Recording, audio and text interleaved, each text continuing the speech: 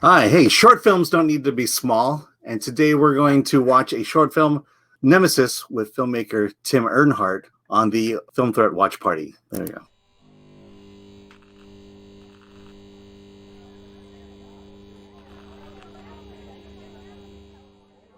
Hi, I'm Alan Ning. I'm managing editor of Film Threat. And today we are doing a watch party for a short film, which is not something we always do, but it's a very special short film.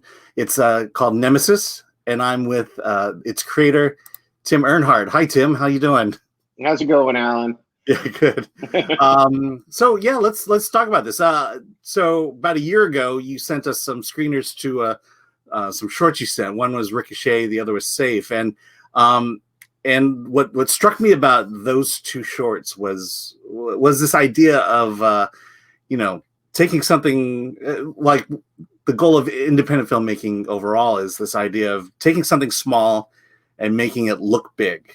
So having the minimal resources that we have as independent filmmakers and making it look big, in a movie magic kind of way. So let me ask you, let's start with you and your background a little bit, but what got you into filmmaking to this point?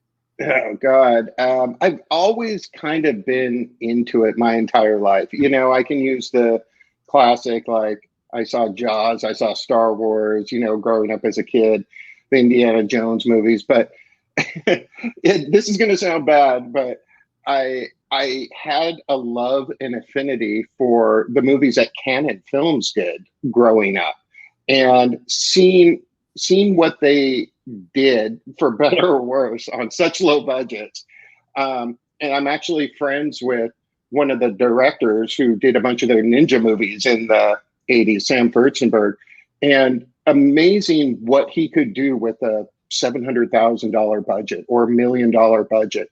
And it may not be the best film in the world, but when you're shooting action, you realize that time is not on your side, and you need to figure out how to make action sequences feel like bigger than they actually are. And when you don't have all the time and the money in the world, you got to get really creative when it comes to that. So I kind of grew up like thinking about things like in the Canon Films mold, but also, growing up in the 80s and 90s, you had the diehards and Commando and, the Schwarzenegger movies, and they had all those one-liners in them too. And I kind of miss those kind of movies because they don't really make them anymore. So that's why, when I've been writing all these years, the goal was to write something that I could eventually produce and direct. And nobody is going to give you $1 million or $5 million or $10 million budgeted movie that you wrote without actually seeing something that you've produced in the past. So that's why I was like, okay, I'm going to start doing short films. Mm-hmm. It's kind of funny, but when I think about Die Hard and a lot of the action films that I watched growing up, it seems like CGI has become a crutch to action films, weirdly enough. And I kind of miss the days where it was just all practical effects, all movie magic in a way.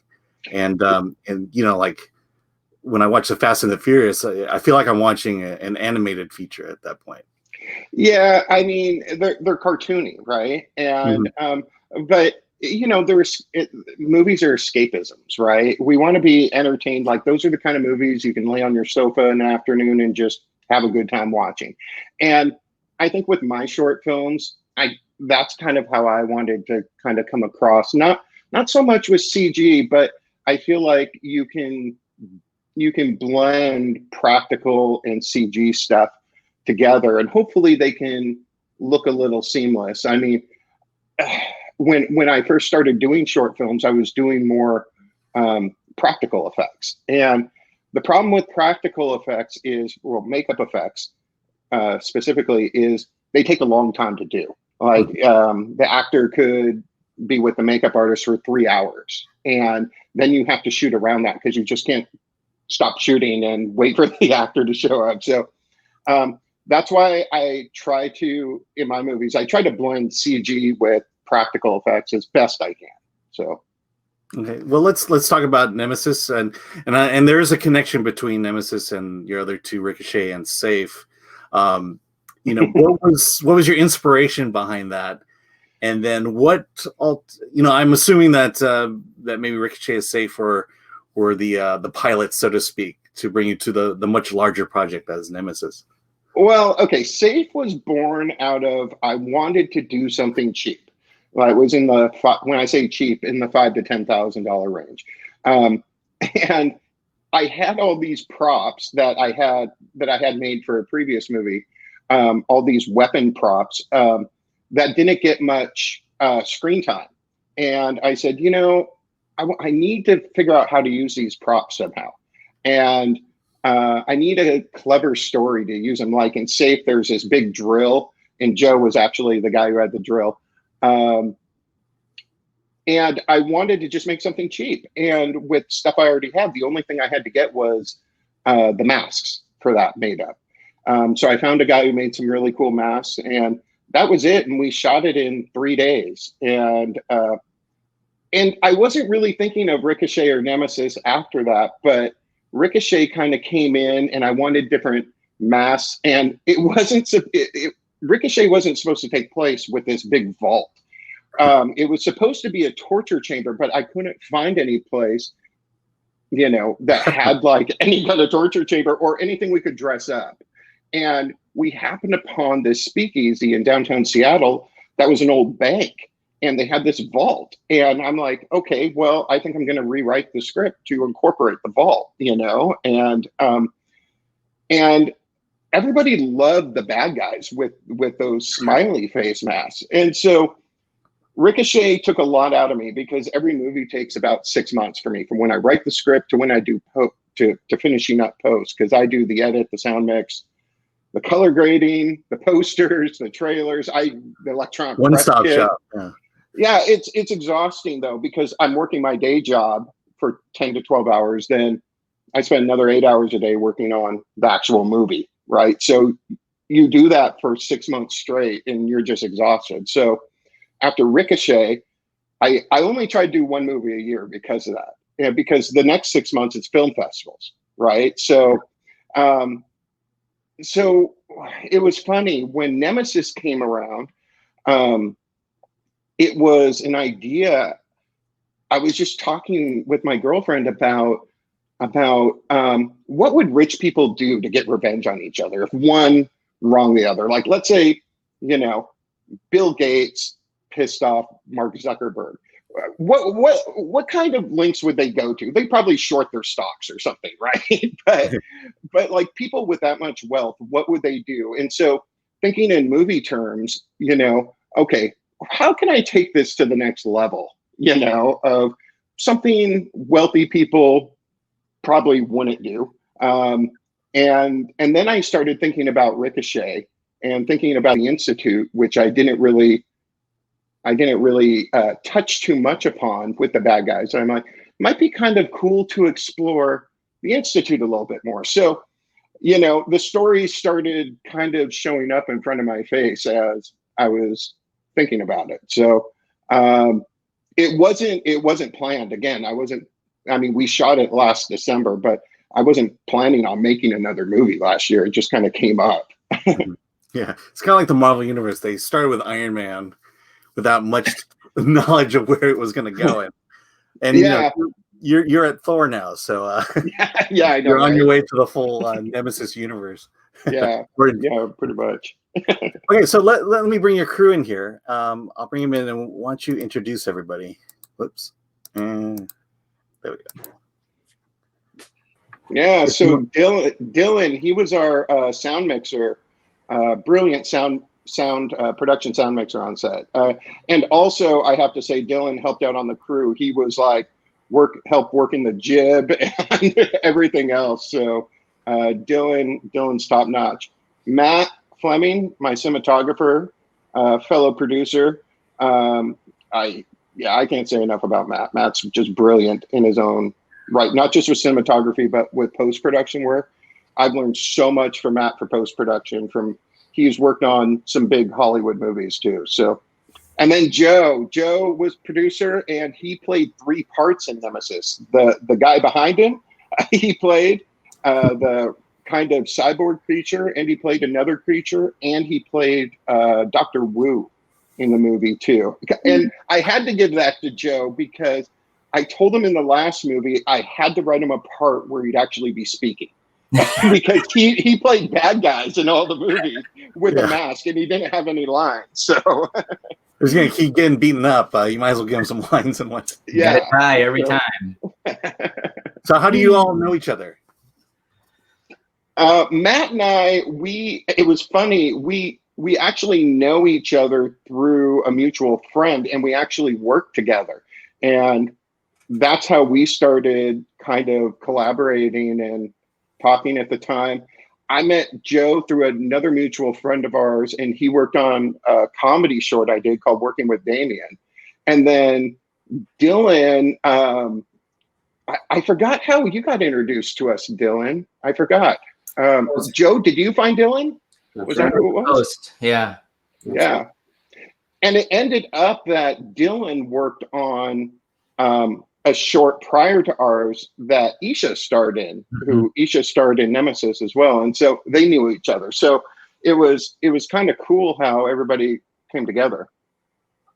Well, I should, before we do the watch along, let me see. I saw, let's see, we have nemesis.film is where the information is. Is it available to be seen, or is it still on the festival circuit? It's on the festival circuit. This weekend, it's at Horror House Film Festival, all online. And next month, it's going to be showing at the UK Film Review Festival. So it's both festivals are really cheap, and it's going to be cool. We're doing a Q&A at Horror House after our block, and then we're doing a Q&A at UK Film Review an hour before the movie show. So, all right, so I guess the best way to do it is to go to those film festivals. You can purchase a rental of the short for like a couple days, I would imagine, and then you can watch along with us. Well, yeah, pretty much, right?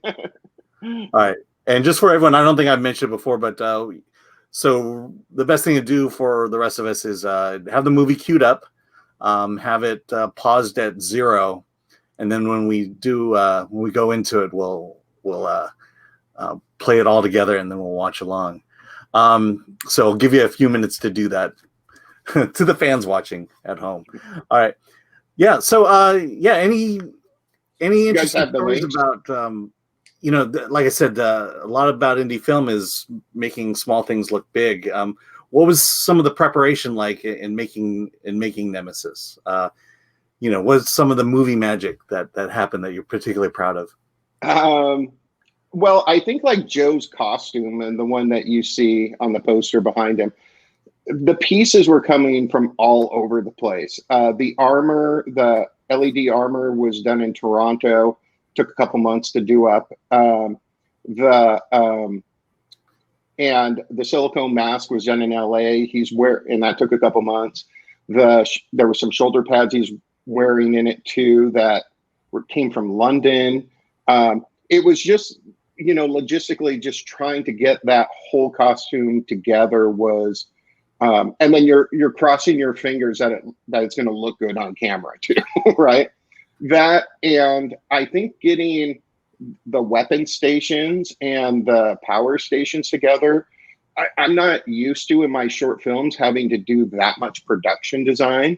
And it was a lot of trial and error to get my vision where I wanted it. But Diana, who is our production designer, she took the ideas I have and she brought it to the next level. So they ended up being much better than I could have wanted them to be. And of course they cost more too.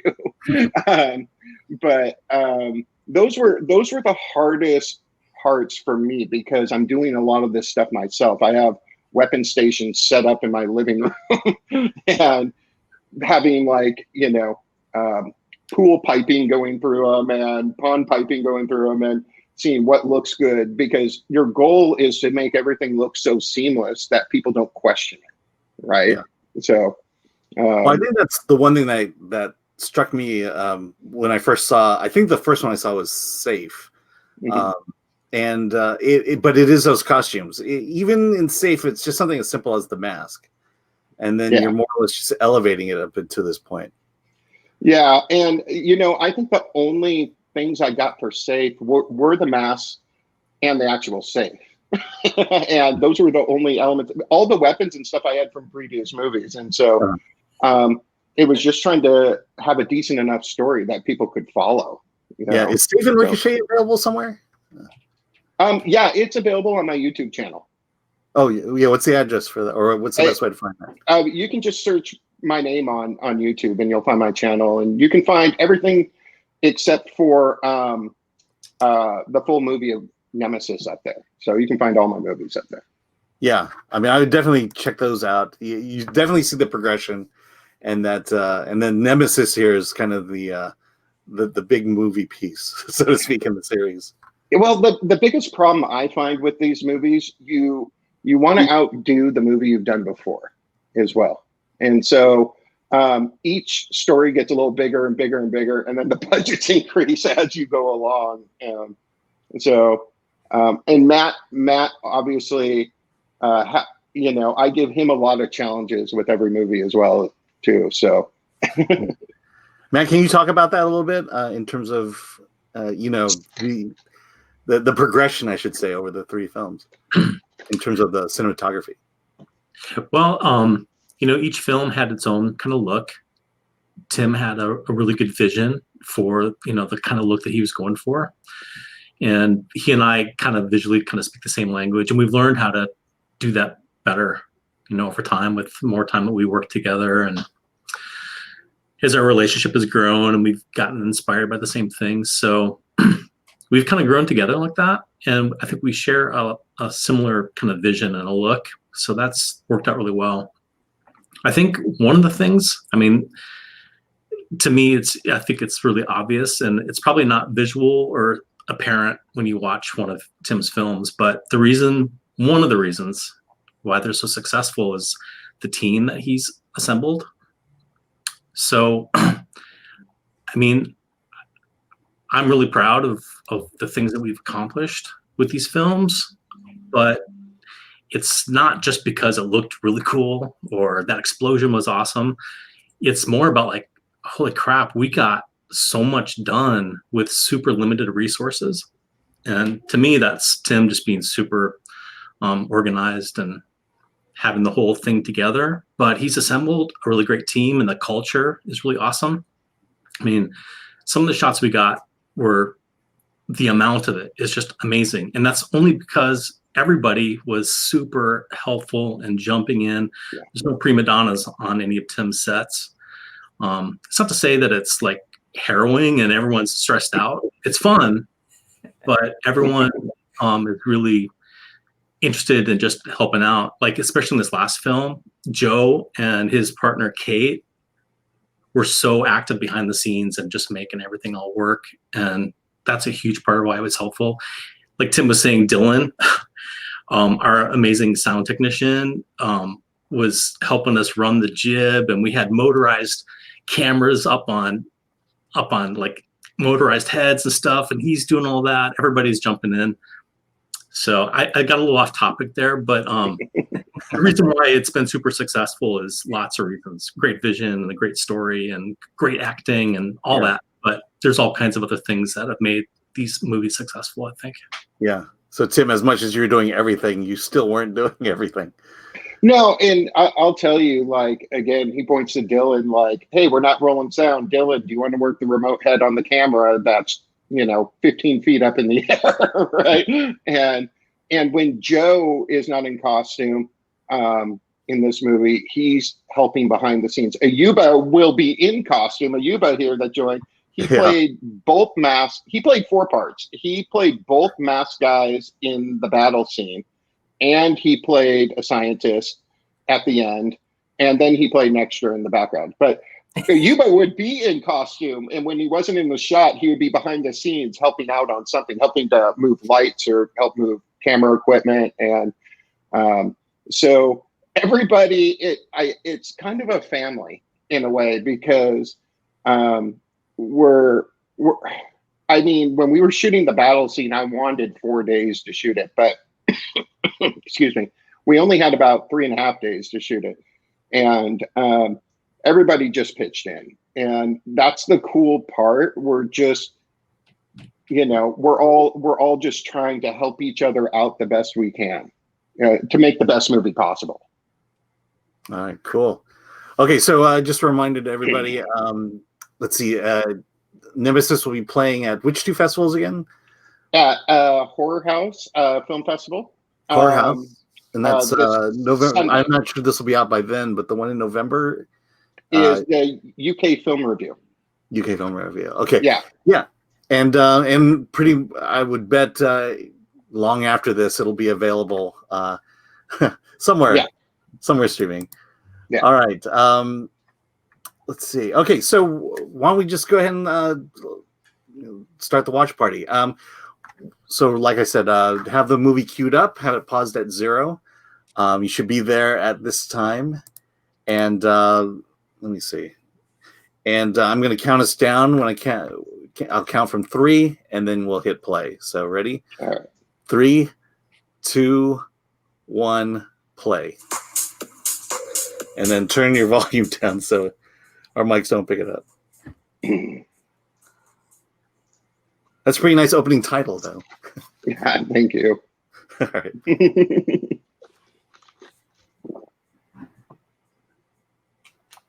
Joe, the bartender, he's the manager of the bar. He let us shoot at the bar for free. That's awesome.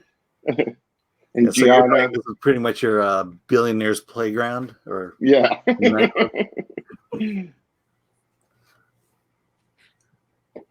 I mean, it's music and sound effects make all this stuff too, because I mean, it was pretty empty. I mean, it was empty except for us, and one of the other bartenders was in the background in that shot. But as you see, Ayuba's in the background in that shot. This was a hard scene for me because I knew this opening was long. It was about 4 minutes long, and months up until we shot, I kept rewriting the scene to get it to cut a minute out, to cut a minute and a half out. But the thing was, I was really trying to get from this scene was I had to set up that their companies merged. One kind of screwed over the other one to gain control. And she didn't think it was a big deal. And I kind of had to set up this animosity between the two, but still make them friends, because Isha there, you have to make her somewhat likable for when she gets into the battle scene. You have to be rooting for her. So I couldn't make her totally unlikable. And the more I kind of cut in the script, the less likability I got from her. And so I decided, look, this isn't a straight up action film. It's a thriller. And so with elements of action and horror. And so I'm good if I'm setting this up. If they buy the opening, they're going to buy the rest of it. So, I mean, what do you think, Joe? Oh yeah, definitely. I think it's definitely the characters, and I think anything that you do with film, you have to make the audience or have them care about the characters, right? Invest interest in the characters. Yeah, and also you have to say a lot. You have to get a lot of exposition in, without making it sound like exposition, and get that point across. Yeah, and making them still friendly towards each other towards the end of this scene, to me, was very helpful, because that I look at Isha's character as someone who's going to stab you in the front and stab you in the back to get what she wants, and she's not going to hide about it. Where Joy here, I feel like her character is more of like the art of war kind of person, and she's more methodical about how she's going to get back at you. So the name Nemesis, it could mean Joe's character as this cyborg. It could mean each one of these female characters as well. So that's it was an interesting dynamic Isha and Joy had when they were doing this scene. They did fantastic. They did fantastic. They knew each other before this too, and I think they've worked together with each other on something else. Yeah. So the chemistry definitely helps. Yeah. And oh, there's our symbol. when we watched their audition, when I watched their auditions, Joe, correct me if I'm wrong, but there was a little bit of time where we weren't sure who to cast for which role because they read for each role and they were both so good. And so that's a good problem to have though when you're casting. Yeah. The one gets all the action scenes. Yeah. For now. So was the infinity symbol that was just lucky happenstance, or is there some intentionality behind that? I needed something that was basic, but that had maybe some meaning behind it. And I don't really have any meaning behind the symbol itself, other than I just needed something generic looking. I know it's going to sound lame, but when you're getting patches for the costumes like Ayuba's wearing and stuff, it's good to have something simple that can be embroidered, So it's funny with all these patches like Ayuba wears on his costume that has the infinity symbol. I've been getting them done up from this guy in Compton, California, who does embroidery for police departments. And so, he can do up whatever size, shape, anything you need, and costs like $1.50 per patch or something, So it's a preset on most machines too. Yeah. Okay, there you are, Joe.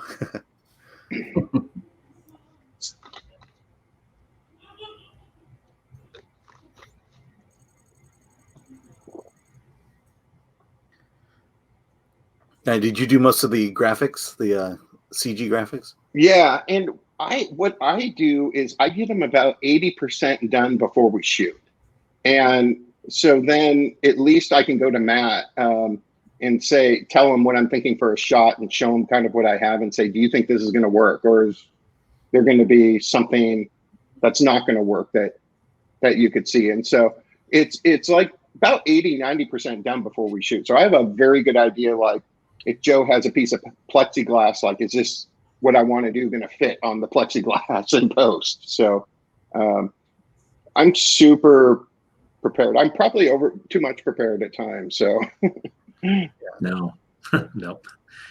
Yeah, a lot of the filmmakers we talk to, I mean, I think the biggest piece of advice is always, be prepared. Have as much done ahead of time as you possibly can. Know what shots you're looking for. Know exactly what you're doing the day you show up. Yeah, I mean, like we shot the ending and this scene the same day. It was the first day of shooting because those two locations were about 20 feet apart from each other, and so this was an easy day. I think this day we only had like 18 setups to do, and like 18 setups in an 8-hour day. Okay, that's cool. And the bar was at the opening that we shot that the following day. I think we had like the bar and the restroom. I think there was like 22 setups, something like that. That's an easy day. But then when we got to the foundry, we got behind the first day, about 15 setups. In the second day, we actually did 65 setups in a day. It's exhausting and I hate it, but I mean, that's how like a well-oiled machine this group of people are, that we can do something like that. All right, now we're in the new location. This foundry was a happy accident because I originally wanted to shoot it on a soundstage, and there was only 2 stages in the Seattle area, and neither one of them would rent to me because they both really cared more about corporate clients. I get it. But it ended up, I found the foundry and I was like, man, this is perfect. It has such character to it. And it ended up being right across the street from one of the stages that wouldn't rent to me. So is this a storage facility, or what is the foundry? It was an old power foundry, and they're an event place now. People do like parties on weekends and weddings here. I'm not sure why you'd want to do a wedding here, but you know, it's big and it's cheap. That's yeah. There's a Yuba, and there's a Yuba again. Yeah, Chris, when I talked to Chris about this, he talks about Ayuba's characters like being stormtroopers. And, and that was kind of the idea behind them. They were kind of stormtroopers, but the masks and the weapons are what give them a little bit different characteristics. Now, Yuba, you're on mute, so we're not able to hear anything. There you go. It'll just be me heckling.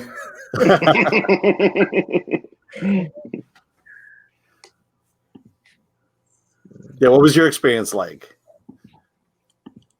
It was a lot of fun. I mean, they probably said everything I'm probably already gonna say, but I think in the end, it's always inspired every morning, exhausted every night, and then I think in the end, like you see the product and you're like, wait, this is real? This is us? And so even being in it, you still can't believe it. And so it's always grateful for like to see the outcome, to work with the crew, and then kind of have parties or events like this where others can see it too. Now, Dylan, this might be a good time to bring you in. What was your inspirations in terms of sound design? I mean, inspiration-wise, I mean, it was just the movie itself, the amazing edits from Tim and everything. I mean, just the movie in general. I mean, I've been on quite a few bad sets, and to where we say it's going to be an 8-9 hour day, and it ends up being a 16 to 20 hour day, and that's just not really fun, And I think this was probably one of the first sets that I've had the most fun. I was motivated the whole time. It was just, even if I wasn't capturing sound on set or whichever it was, I mean, everything was just a great time, great environment, nothing but great people. And yeah, it was great. So amazing crew. And literally, we have like a 5-person crew. I mean, we don't have a crew of 50. What you see in the end credits is the crew. And Ayuba and I joke, and I mean, I'm sure we all have worked on corporate shoots, but Ayuba and I joke, when you're on a corporate shoot, like their catering budget is the budget of one of my movies. And you got like a 50-person crew, and you have luxuries on a big film set that we don't, but Yep. It's, learning a lot too, like learning a lot from Matt with the equipment he has, and me knowing like, okay, if we move the camera from the jib to a tripod, that's going to take us 15 or 20 minutes. And we're trying to get a setup off every 10 to 15 minutes. So knowing those kinds of things, they may sound small, but it helps you like use your time wisely when you're shooting. So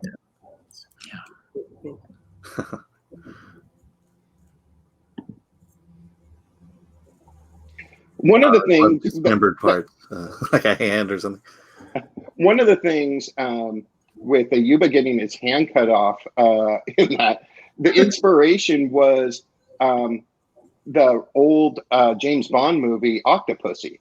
There's a shot I remember watching behind the scenes, and there's a shot where Roger Moore, when Bond is flying a little airplane through an airplane hangar, and how they shot it was a forced perspective, which was the camera was about 50 yards away from the actual hangar.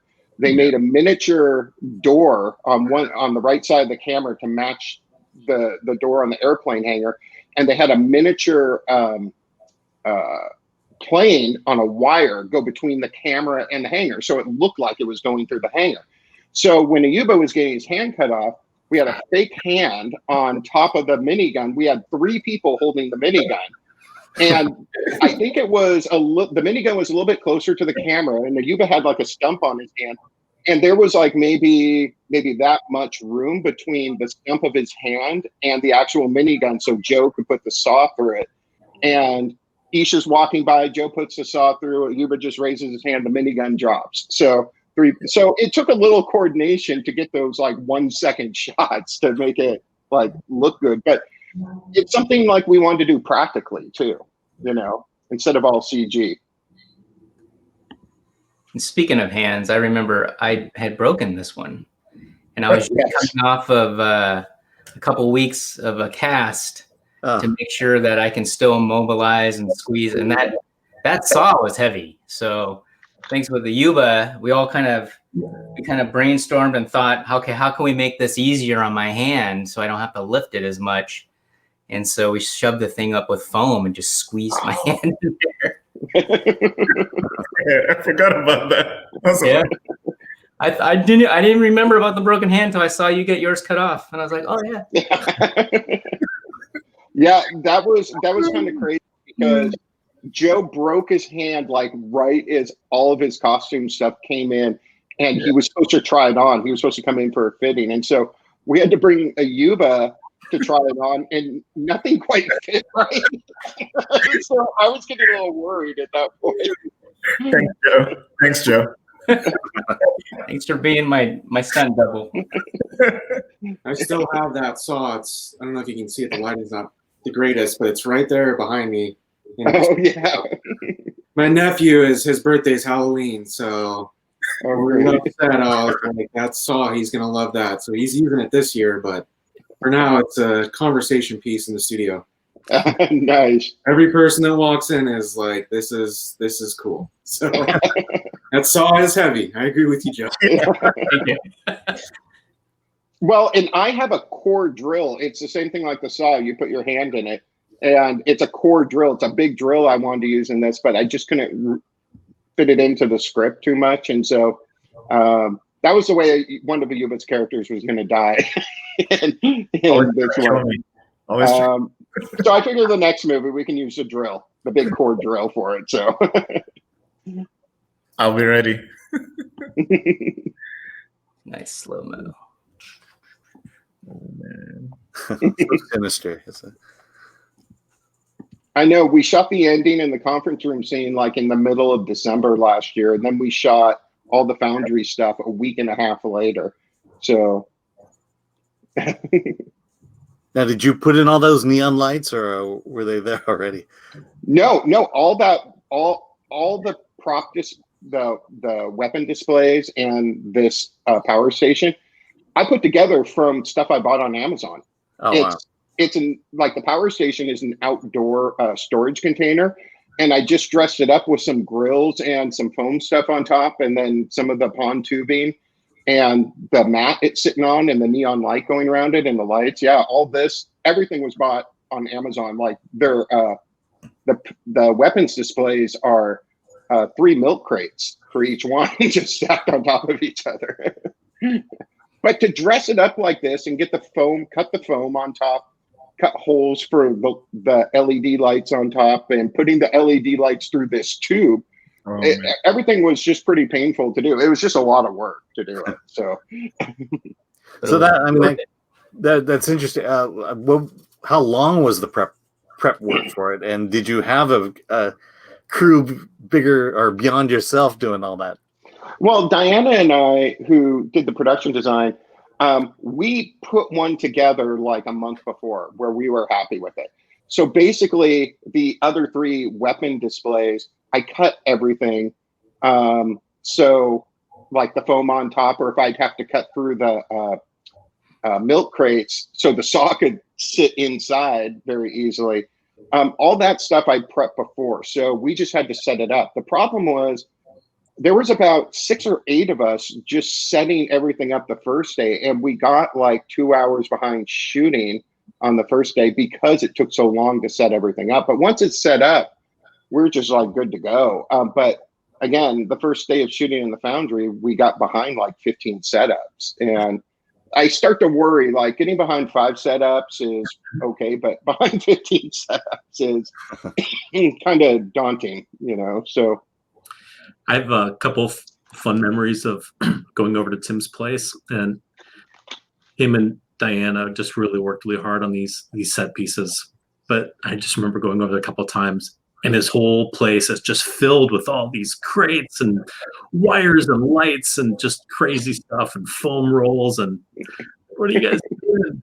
But it turned out obviously really awesome. But well, on the weapon displays, we have these foam rolls, these like 6 foot tall foam rolls. And then we had to buy rods to fit inside of them.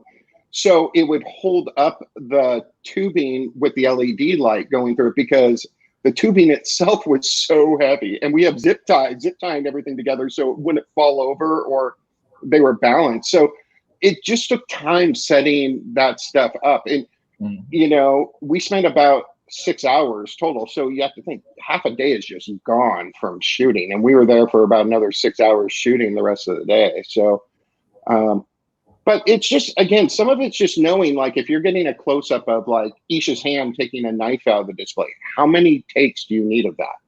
You know, I get like 2 takes, you know. Matt, is it in focus? We're looking at it on the monitor. It looks in focus to me. She takes it out. Okay, one more time just for safety. Okay, move on to the next shot. Yeah. So we talked a little bit about, you know, your earlier films to now and the idea of getting bigger and bigger. So while you were making this, what were you thinking about in terms of the next one after this? It's always feature. You know, I have a feature script I really want to do. It has really nothing to do with any of this world, but it's funny. The more I spend time with these, you know, the Institute and these creepy guys with guns and masks, more I'm like, man, this could make a cool feature or TV show, because it's just, there's a whole world to explore, you know? Yeah, it's world building. That's what we the term we seem to be using nowadays. Yeah, and it was kind of unintentional, to be honest with you. It just kind of happened to go that way. So let me ask you now, you're going to a couple festivals. You know, we've talked in the past with others about the strategy of festivals. I'm just curious, with now it being virtual, you know, how, you know, what has your strategy changed or altered a bit? Also, you're going to UK Fest, which you know, is easy now to do, to go anywhere to any festival from home. So what is your how has your film festival strategy changed? Well, it just seems to be easier in a lot of ways. It's less expensive now because you're not traveling all over the place. But I feel like more people are embracing the virtual film festival, and they're reaching out to filmmakers more. Other filmmakers are reaching out to me. Other people, like before, it was like you kind of had to physically be at that film festival if you wanted to meet certain people. Now it's totally different. You can just be anywhere in the world and be meeting the right people. It's so much easier, and it costs so much less money to do all of this too. I think it's a good it's a plus in a lot of ways. Sure, there isn't that human interaction that you would get, but right now, I think it's a good time to experiment with all the virtual events that are going on with all these film festivals. Yeah, I think access to another issue or another benefit is that, you know, you're going to a festival in the UK, but now everybody can attend that one, and it's not limited to just its ticket holders and pass holders. Yeah, exactly. Yeah. Okay, so we've just gone through Nemesis. Any final thoughts? Anything anyone want to say about the film and what you hope for it? I'll let Joe. I'll let somebody else talk here. I think the reason why, or one of the reasons, I always say the reason why, one of the reasons why Tim and the group is so successful is because, honestly, you know, in this day and age, egos kind of inflate and people get in people's faces and personality and all that. I think I can honestly, our group doesn't really have an ego. We are there as a team. We're there to make the final project. You know, that's where everyone's running for, and we're all willing to help in and join in. And so I think that's really a huge part of this, where, you know, I've been on other sets where there's dysfunction, there's drama, there's egos, there's personalities that are just clashing. And I think we've learned to we know what we're supposed to do. We're there to work. You know, we're not there to kind of sit back and visit at craft services and all this other stuff. We're just there to get everything done. And plus, we all like each other. I mean, that helps. Let's be honest. We all like each other. We all like to joke around. We all like to have fun, So we do have like an open forum of just enjoying each other's company and catching up on each other's lives. But at the same time, we have that one mission and no one's trying to outdo anyone else. So yeah, I bet it helps that you're not in LA either. Yeah, probably. for sure. All right. Any other thoughts? Matt, anything? Well, I just want to maybe just add on to what Joe was just saying, that I think when people are looking at Tim's body of work, the films speak for themselves, and you get his story and his characters, and that all works. But another really pretty amazing thing about Tim is, it's like I was saying, he's really organized, and that's part of his success too, is that he's not just a director and he's not just a storyteller, but he also really is aware of the production and how things all work and scheduling. And so I think that that's another thing that you don't really see when you watch the film. But each of his films have been pretty remarkable for what he's accomplished. Again, this is not about the story or the cinematography or anything like that, the acting, it's all great. But a huge part of his success is just his ability to kind of navigate a big project in a short amount of time. That's happened in all of his films that I've worked on. You bet. Anything? No, I mean, if I was to add anything, I think if you talk about things we don't see, in front of the camera, right? I think the special part, kind of Joe alluded to, is that there's something magical about the fact that we get to create something together. It's amazing. And again, all the stuff everyone said. And then I think there's the other special part about we let it sit. So even just being here with you, and just thanks for having us here, and just getting the time to share this with other people and kind of see the other excitement is incredible. And then we get to come back together again. It's kind of like this nice excitement of like, oh, like we almost can see the outcome, even though we can't see it, but we trust each other enough to kind of work really together in a partnership and get to another outcome, right? And so I think that's been the other really special thing of, we look forward to meeting each other and catching up with the lives, and then knowing we're going to create something special again. And I think it's really great that, from my perspective, when I write one of these scripts and I send it to all you guys, I'm like, it's incredible that they trust my vision, because I don't know if any of you read the script for Nemesis and you thought it was going to turn out the way it did. I can describe things. I can send you costume designs and, boards or whatever, but